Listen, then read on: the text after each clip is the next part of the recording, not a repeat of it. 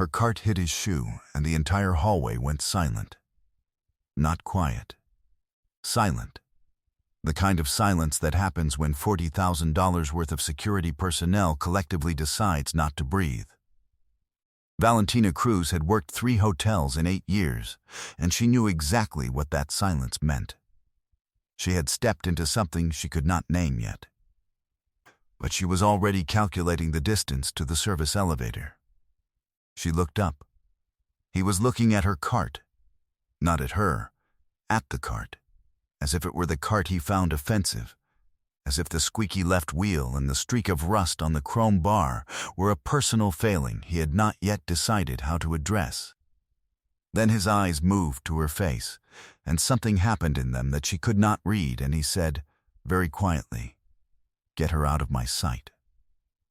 What Valentina didn't know, what she had no way of knowing as she wheeled her cart backward through the service door, with her face completely neutral and her hands completely steady, was that Alessandro Ferraro had already set her name into his phone before the elevator doors closed behind her. Not to remove her, not to fire her. He had already decided something else, and nothing that happened in the next 72 hours was going to change it. She was just the last person on earth who would believe that. Valentina Cruz had been invisible for most of her professional life, and she had learned to treat it as a skill rather than a wound. She was 31 years old and had been supporting her mother and her younger sister Daniela since she was 22, when their father walked out and left behind a second mortgage that had grown, through compound interest and minimum payments, to $43,000. Her mother had rheumatoid arthritis. Daniela was finishing her nursing degree 40 minutes away. Valentina cleaned rooms at the Palermo Grand in Chicago for $22 an hour and took restaurant shifts on weekends. She had $347 in a savings account she hadn't touched in 4 months. She was good at her work in the precise, unremarkable way that made managers forget she existed until something needed doing. She memorized which guests left the Do Not Disturb sign out until noon and which ones wanted early turndown. She replaced the tiny soaps before they were technically empty. She learned, in her 3rd week at the Palermo Grand, which floor Alessandro Ferraro's security team occupied when he was in residence, the 17th, with a second contingent on 16, and adjusted her morning route accordingly. She had never been close enough to him to speak to him, before today. There was a man named Victor who managed the security rotation when Ferraro stayed. He was about 45, with a military bearing, and a habit of standing slightly to the left of whatever door he was assigned to, as if the right side of a door frame made him nervous. Valentina had learned this about him the way she learned everything in hotels, by moving quietly and looking carefully, and never asking a question she could answer herself. Victor said good morning to her every day. He was the only one who did. She had noticed 2 weeks ago that there was a child's drawing tucked into the edge of his ID badge holder, a house with a sun that had too many rays. She had not commented on it because Victor had not mentioned it. There was also a black car that had been parked across the street from the hotel's east entrance for 3 days now. Not a hotel car, not a rideshare. It moved once in the morning and was back by afternoon. She noticed it the way she noticed the rust on her cart's chrome bar, the way you notice anything that isn't quite right without being immediately able to say why. She noticed it again today as she loaded her cart for the 17th floor, and then she forgot about it because she had 6 rooms to turn and a meeting with her mother's doctor at 4 o'clock that she was going to have to do by phone from the break room. She turned the wrong corner. This was the thing about working a hotel for 7 months. You stopped seeing the signs. She knew the 17th floor well enough that she navigated it the way she navigated her own apartment, without looking.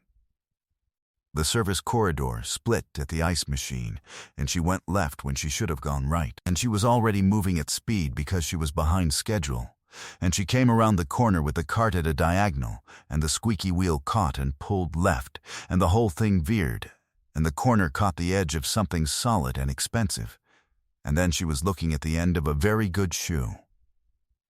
It was a Tuesday in March. The hallway smelled like cedar, and something darker underneath it. There were 4 men behind him and 1 to his left, and all 5 of them had the specific stillness of people who had learned to stop moving their hands when something unexpected happened. Alessandro Ferraro looked at her cart. She had time, in the silence, to observe 3 things about him. He was taller than he appeared in photographs. He had a quality of complete stillness that was different from the stillness of his security team. Theirs was trained. His was native. The way some people are simply more present in a room than others. And there was something in his jaw. And the moment his eyes moved from the cart to her face, that wasn't anger. She didn't have a word for it yet. She filed it away. She said, "I apologize, sir. I'll be out of your way." He said, "Get her out of my sight." Victor appeared at her left elbow 2 seconds later. He didn't touch her arm. He just appeared there, and she understood. And she began to move the cart backward. Her face was still. Her breathing was even. She had been dismissed by people in very expensive shoes before, and she knew how to leave a room without leaving any piece of herself behind. The service door closed. She stood on the other side of it and took 1 breath. Then she took her phone out and checked the time, because she had 5 rooms left and her mother's doctor at $443,000 that was not going to go anywhere on its own. Victor came to find her an hour later, in the linen room on 14. He stood in the doorway with his specific left side lean, and he said, "Mr. Ferraro would like you to continue your duties on 17. She stopped counting pillowcases. "I thought I was removed from the floor." "You were," Victor said. "Now you're not." She looked at him. He was looking at the wall to her left with the focused non-expression of someone delivering a message that confuses him as much as it does her. "Did something change?" she asked. "Mr. Ferraro's instructions changed," Victor said. "That's all I can tell you." She went back to 17. She did her remaining rooms with the same care she gave every room.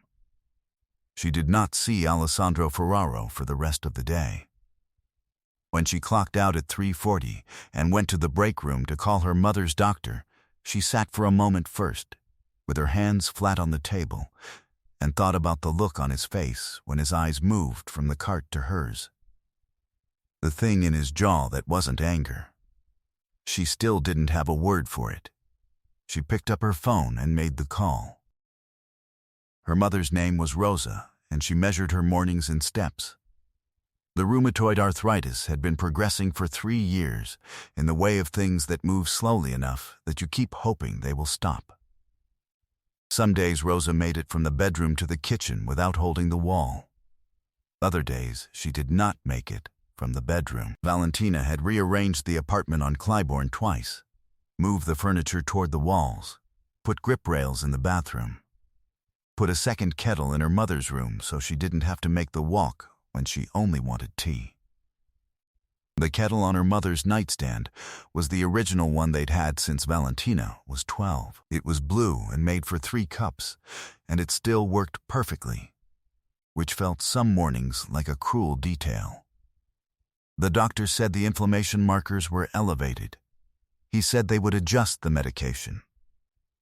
He said this with the professional gentleness of someone managing expectations carefully, and Valentina said yes, thank you, she understood, and she hung up and sat in the break room for exactly 4 more minutes before she went back to work. She was on her second weekend shift at the restaurant when she got the message. The message was from a number she didn't recognize. It said, "Your Tuesday shift has been moved to the executive suite's floor. Victor will meet you at the service entrance at 7 a.m. A change in staffing was necessary. Your rate has been adjusted. Check your pay portal. She checked her pay portal. Her rate had been adjusted to $31 an hour. She sat with her phone in her hand in the restaurant's back hallway for a long moment. Then she put it away and went back to work. Because the tables in her section didn't care about Alessandro Ferraro or what his reasons were, or what it meant that the number she didn't recognize had known her name and her schedule and the fact that she checked a portal. She would think about what it meant later. She was going to think about it for a long time.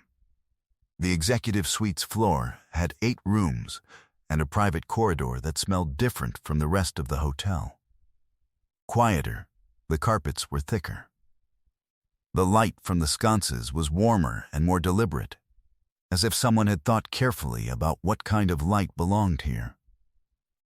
Valentina noted all of this on her first morning the way she noted everything, carefully, without appearing to look. Victor met her at the service entrance at exactly 7. He showed her the supply closet, the linen protocol, the specific order in which the rooms were serviced. He said Mr. Ferraro preferred his suite attended between 10 and noon. He said this without particular emphasis, as if it were not notable, and she received it without particular emphasis, as if she agreed. She saw Ferraro on her 3rd morning. He was at the window of the common area at the end of the corridor, with a phone pressed to his ear, speaking in what she recognized as Italian, and he stopped when she appeared with her cart. He did not end the call. He watched her move to the service closet, and he said something brief into the phone, and then he lowered it. "You're the one who hit my shoe," he said. "Your shoe was in my path," she said. There was a pause. "That's not an apology," he said. "You didn't ask for one," she said. She took what she needed from the closet and went to the first room. Behind her, she heard him say something else into the phone, Italian again, too quick for her to follow, though she had studied it in high school and remembered more than she let on, and then she heard the soft sound of him walking back toward his suite. She made up the first room and did not allow herself to think about what she had just said to a man whose family name made heads of state return calls personally. She allowed herself to think about it for exactly 1 minute while she replaced the towels. Then, she moved to the second room. The unexpected gesture was coffee. She arrived Thursday morning to find a cup waiting on the small table outside the service closet. It was from the hotel kitchen, she recognized it, but made with the exact ratio of milk to coffee she used in the break room, which meant someone had watched her make it and made it the same way and left it without a note. Victor was down the hall looking at the wall. She drank it. It was exactly right. She didn't comment that day or the next. On Friday, she noticed the heavy armchair in the common area had moved 6 inches, slightly closer to the window, angled toward the light. Someone with joint problems would find it easier to sit in. There was no reason for Alessandro Ferraro to know her mother had joint problems. There was also no reason for the chair to have moved. She noticed the car was back across the street. It had been there Monday, gone Tuesday through Thursday, and it was back Friday. Different car, dark blue where the first one had been black, but the same stillness to it, the same quality of something pretending to be parked. She noted it the way she noted everything. She did not forget it. The late-night conversation happened on a Saturday. She was not supposed to be there Saturday. Her schedule was Tuesday through Friday on the executive floor. But the hotel had called about a pipe issue on 16 that had complicated 3 service routes, and she had picked up the shift because $43,000 was still $43,000. She was finishing the last room when she saw the light under the common area door and heard what she initially thought was a television. It wasn't a television. She pushed the door open slightly, and Alessandro Ferraro was sitting in the moved armchair by the window, with a book face down in his lap and a glass of something amber on the table beside him, and he was reading nothing because the book was closed. Just sitting in the quiet of 2 in the morning, with the city laid out below him like something he owned, which in at least a partial sense he did. He looked up. "You're not on the schedule," he said. 16 had a pipe issue, she said. He nodded once. He did not tell her to leave. She stood in the doorway for a moment longer than she needed to. She looked at the book in his lap. The spine faced up, The Names, by Don DeLillo. She had read it in college. There was a receipt tucked in at what looked like page 43. "Did you stop liking it?" she said. "Or did something interrupt you?" He looked at the book as if he'd forgotten it was there. Then he looked at her. "My wife died," he said. "I was reading it when she did. I've started it 6 times since, and I stop at 43. She stood with that for a moment. "Does it help?" she said. "Starting it again?" "No," he said. "But 43 is where it was. It seems dishonest to go past it." She understood this completely. She understood it in the particular way of someone who still had her father's number in her phone under his name, unchanged, called once a year on a Sunday just to hear the dead end of it. She said, "My mother's kettle is 30 years old and makes too much for one person. She won't replace it." He looked at her. "Is she alone often?" "I work," Valentina said. "She manages." There was a quiet between them that was different from the silence of the first day. That had been the silence of people holding still. This was something else.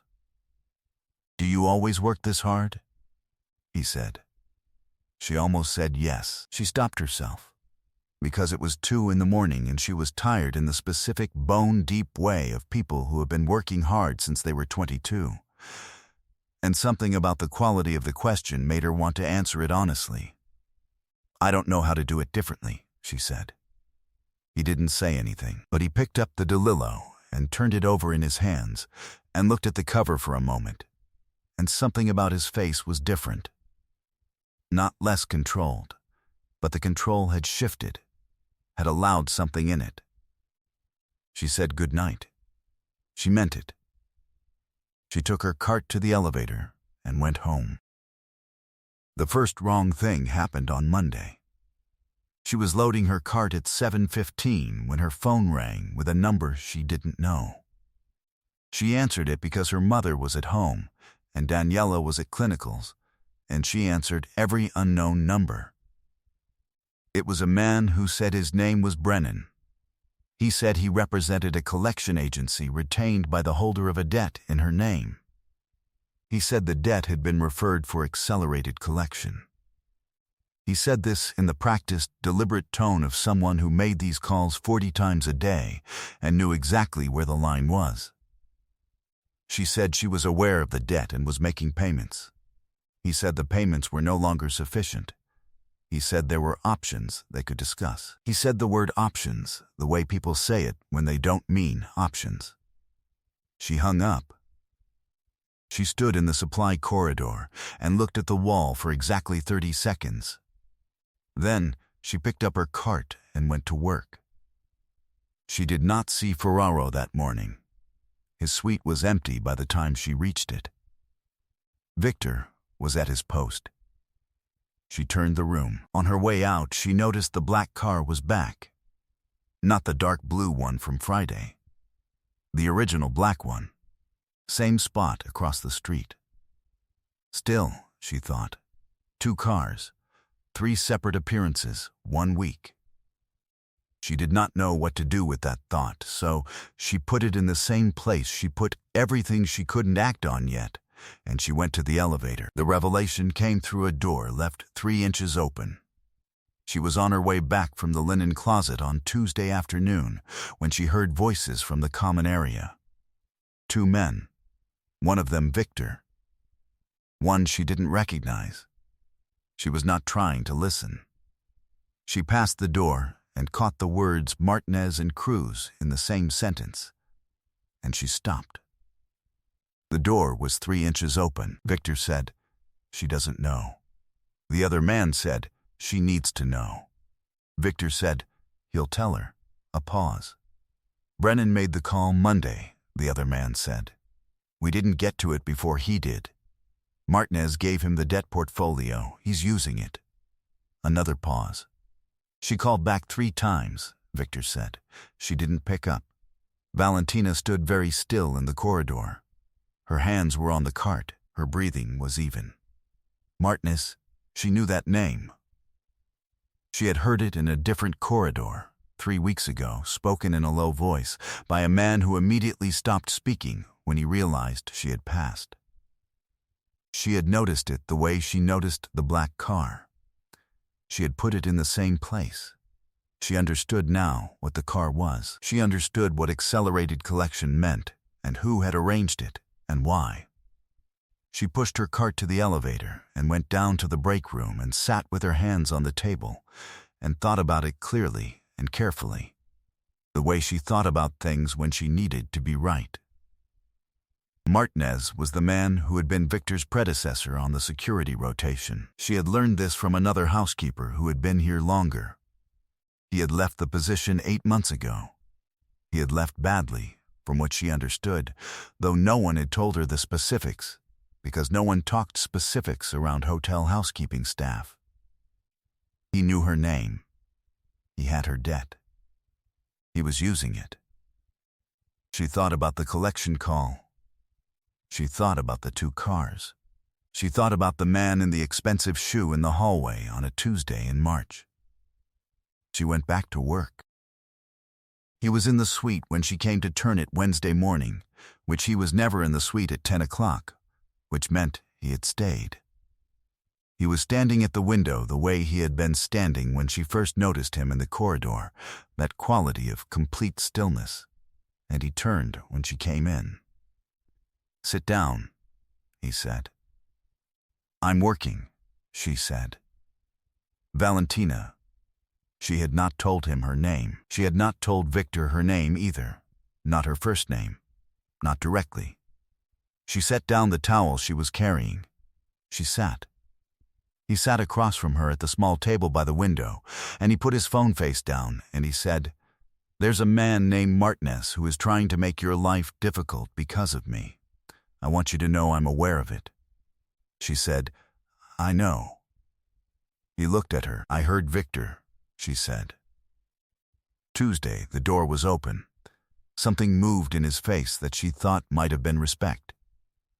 "He won't be a problem much longer," he said. "I know that too," she said. "I'm not worried about Martinez." He was quiet. "What are you worried about?" he said.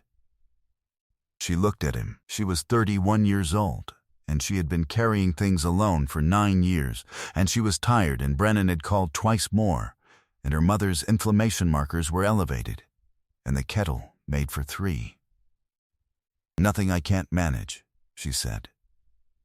"Valentina," he said again. "I don't want to be managed," she said. "I've watched you in this hotel for 7 months. I know what it looks like when you manage a situation. I'm not a situation."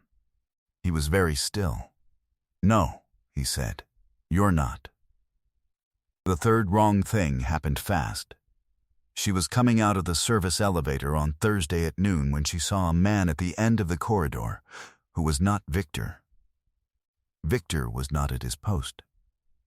The man at the end of the corridor was Brennan.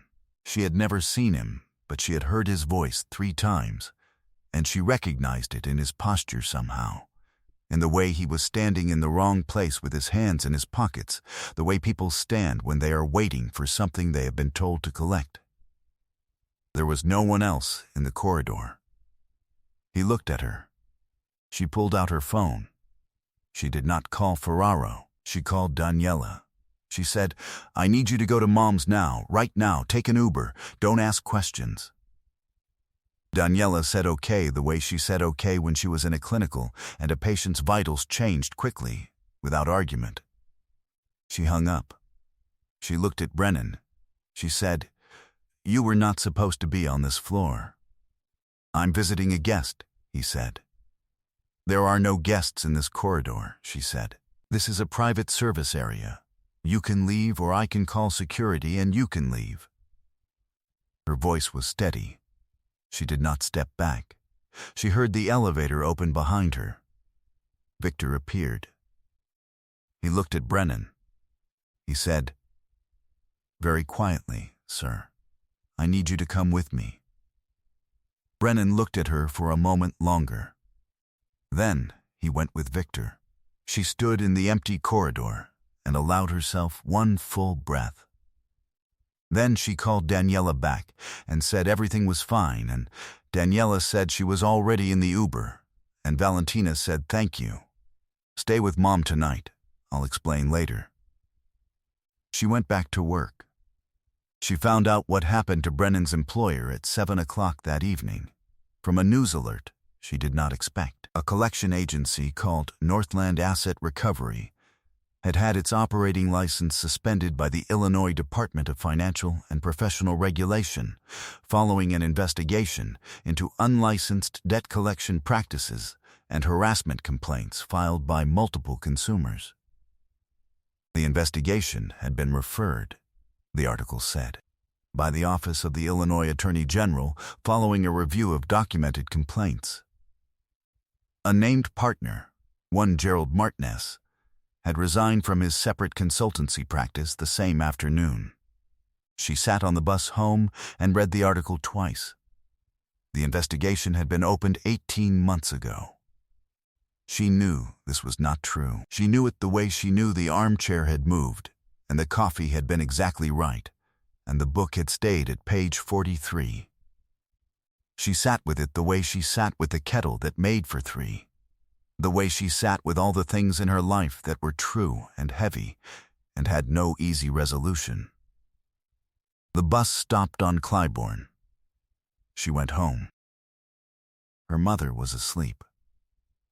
Daniela was in the kitchen with the good kettle from the main room, not the blue one from the nightstand, and she had made tea, and she handed Valentina a cup without saying anything, because Daniela had always understood when not to say anything. Valentina drank her tea. She thought about a man at a window at 2 a.m, with a book stuck at page 43. She thought about the kind of honesty that costs something to give.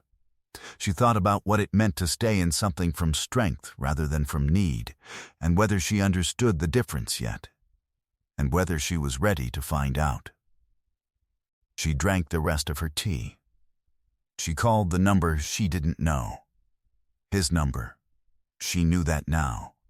And when he answered, she said, "I need to talk to you." He said, "I know." She said, "Not about Martinez. Not about the debt. Not about what you did." He said, "What then?" She said, "The things you haven't asked me for. I want to know if you're planning to ask." There was a pause. "Yes," he said. "Okay," she said. "Then I'll come Thursday." She hung up. She looked at her mother's closed door. She looked at Daniela's face across the table, which contained a question she was not yet asking. "It's fine," Valentina said. "I know," Daniela said. She arrived at the Palermo Grand on Thursday at 7 a.m., not as a housekeeper. Victor met her at the main entrance, which he had never done, which meant something had changed about her status in a way that had already been communicated to the people whose job it was to know. He walked her to the elevator. He pressed the button for the executive floor. He stood beside her in the elevator with his left side lean and the child's drawing in his badge holder, and she thought about asking him about the drawing, and then she did. "My daughter," he said. "She's 8. She draws me a house every week so I know what home looks like." He paused. Her words. "That's a good reason to keep it," Valentina said. "Yes," Victor said. The elevator opened. Ferraro was not in the suite. He was in the common area at the end of the corridor, at the window, the way she had first seen him 2 a.m, but it was 7 now, and the light was different. The city below was different, still busy with itself rather than laid out and quiet. He turned when she came in. He said, My son's name is Marco. He lives in Milan with his grandmother. He's 11. He knows my voice better from phone calls than from rooms. And I'm trying to change that." She stood with that. "I'm telling you this," he said, "because you said you wanted to know the things I haven't asked for. That's one of them. Someone to know that about me and not use it." She looked at him clearly. "I have $43,000 in debt," she said, "that you probably paid off already." "No," he said. She raised her eyebrows. "I had the terms restructured," he said. 0% interest, 5-year repayment. It's still yours to pay. I didn't take it from you." She thought about that for a moment. She thought about dignity and the specific kind of care that understood the difference between giving someone a thing and taking away the chance for them to have it themselves. "Okay," she said. "Okay?" He said. "That was the right call," she said. "That's what okay means." Something that was not quite a smile happened in his face. It was quieter than a smile. It cost him less to show. "The position," he said, "if you want it, is household management for the Chicago residents, not the hotel. My house. There are 3 permanent staff, and my son will be here for the summer. Starting June." He paused. "You can say no. I know I can," she said. "I'm aware that you know," he said. "I'm saying it anyway." She looked at him standing in the morning light with the city behind him and the book still at page 43 somewhere in the suite behind him, and she thought about what she had said on the bus, strength, not need, and whether she knew the difference. She thought she did. "Yes," she said.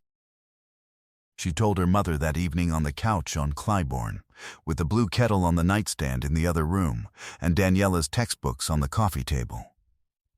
Rosa listened. She asked 3 questions: whether the man was good, whether Valentina was sure, whether the money was enough. Valentina said yes to all 3. Rosa was quiet. Then, "The kettle makes too much." "I know." "I know you know," Valentina said. "Your father bought it for 4 of us," Rosa said. "I kept it so I wouldn't have to count down again. 3, 2, 1, a pause. Maybe I'm ready to count up." Valentina stayed until her mother was asleep.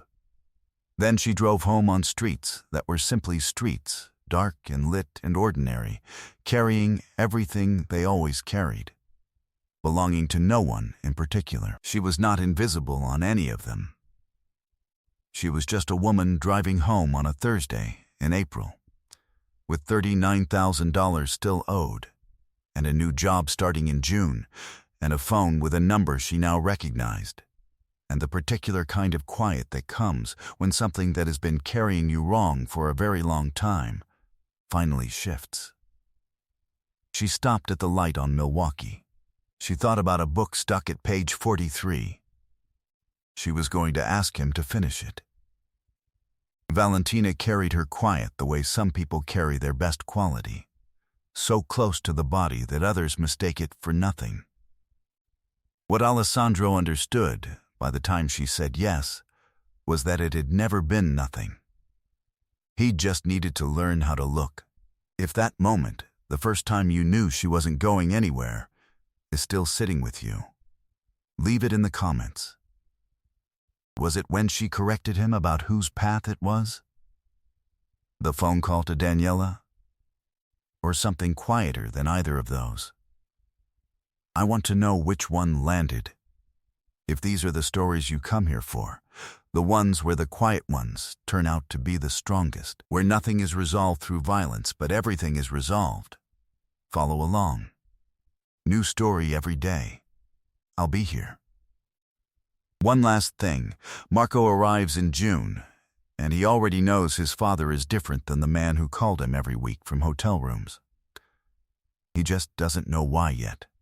That story might be worth telling.